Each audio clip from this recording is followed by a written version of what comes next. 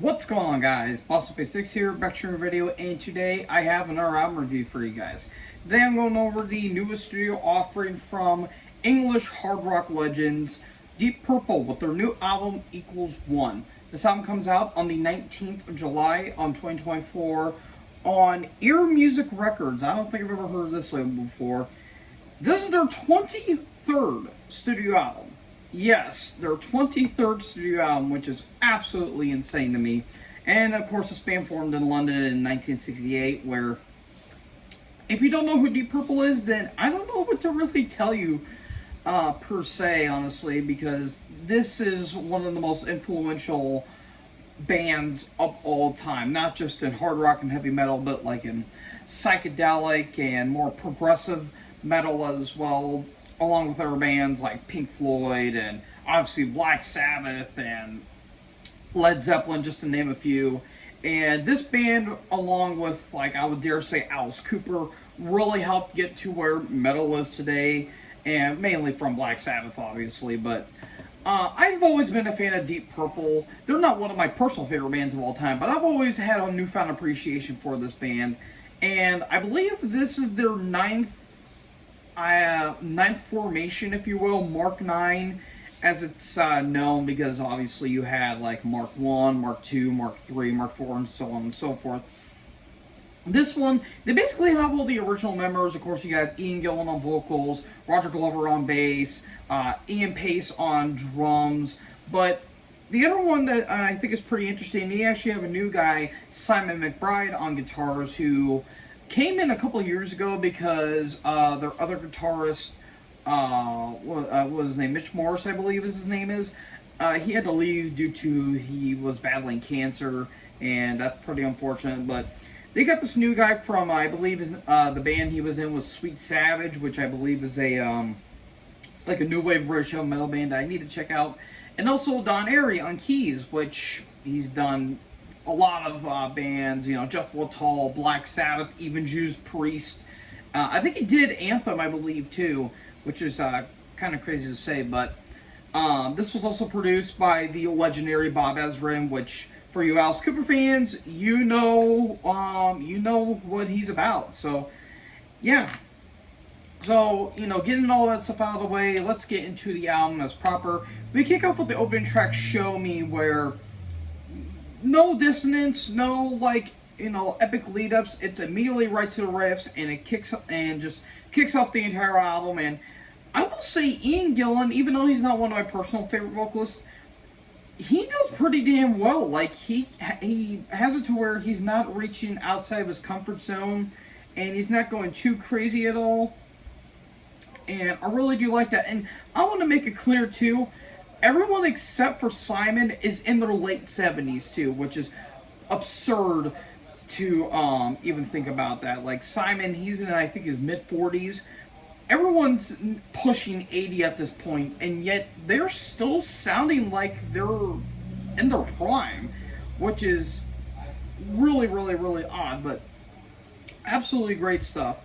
And there's a little more of that, like, you know, classic Deep Purple sound throughout the entire album, like on Show Me, a bit on the Side, Portable Door, I'm Saying Nothing, Now You're Talking, you know, Money to Burn, No Money to Burn.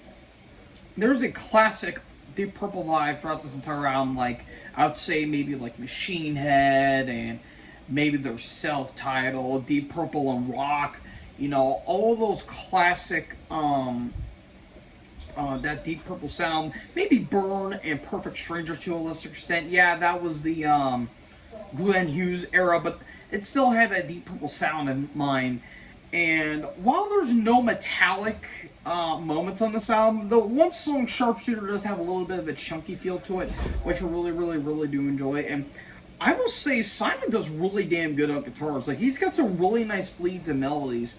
And melody's kind of the word of the day here with this album. Like on Old Fangled Thing, that song in particular has some really, really, really nice melodies. The songs themselves, nothing really too home to write about. Like, it's just some really, really, really damn good, really damn good hard rock. Like, There's literally nothing to say.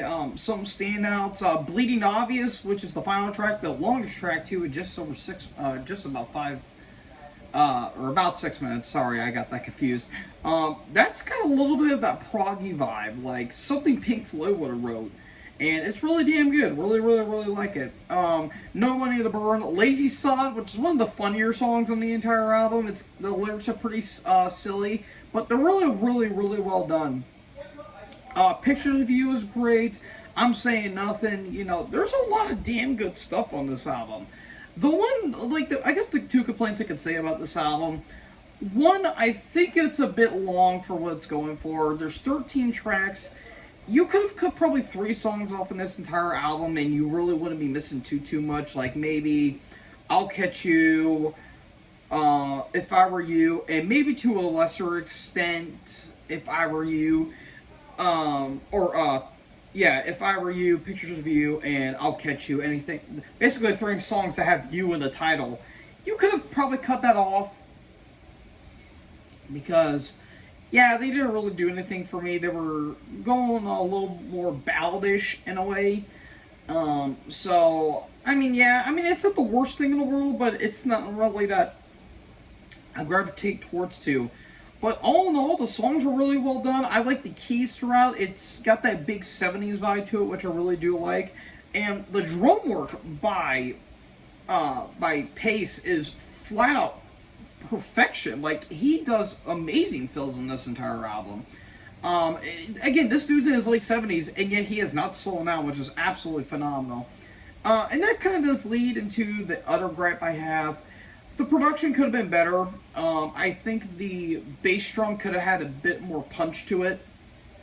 And, I mean, don't get me wrong, I love Bob Ezrin's production. I think that guy has damn near flawless production on almost every album he's done. But this one, it sounded just a little bit thin in terms of the drums in particular. But everything sounds spectacular. I love the songwriting. Ian sounds phenomenal. The guitars have that nice rock feel to it. And I just think it's a really damn good album. And while it's not a metal album, I mean, this band helped pioneer heavy metal as it is. So what else do you want to say about them? So, all in all, I'm going to give this 4 stars. I thought this was a very enjoyable listen. Again, maybe a couple tracks didn't do it for me, and they could have cut maybe a few tracks off of this album, but I think this is a damn good album. I fairly enjoy this from start to finish, and it's just another reason why age is just a number. No offense to Grizzly Smith. So, folks, what do you guys think about Deep Purple equals 1? Let me know in the comment section below. Make sure you guys leave a like, leave a comment, tap that bigger subscribe button, and tap the bell so when I upload, you guys will be notified.